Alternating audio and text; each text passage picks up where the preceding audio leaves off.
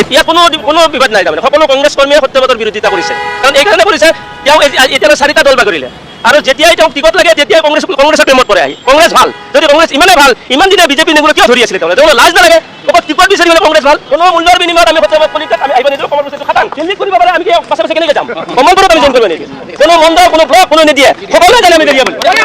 কোনো নিদিয়া আপনি কি ব্যাপার বলছেন আপনি কথা বলেন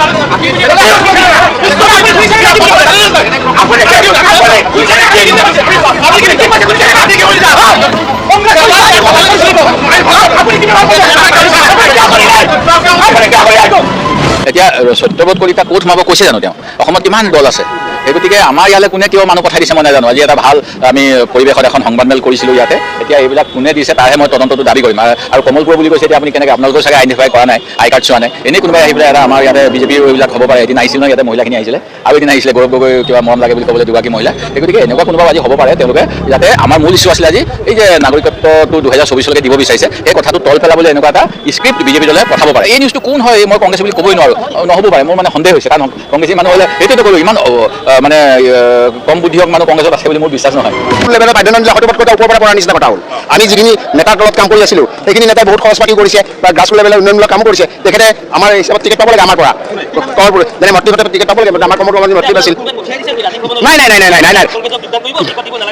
কোনো পঠিয়াই দিয়া নাই কোনো প্ৰেছাৰাইজ কৰা নাই আমি নিজৰ মনৰ কথা ক'ব আহিছোঁ তেখেতে আহি পেলাই আমাৰ কংগ্ৰেছত প্ৰথমতে আহি থাকে আমাৰ কংগ্ৰেছৰ বিষয়ে জানিব লাগিব কংগ্ৰেছৰ ইতিহাস জানিব লাগিব অৰ্থাৎ আহি পেলাই আমি টিকেট আমি নিবিচাৰোঁ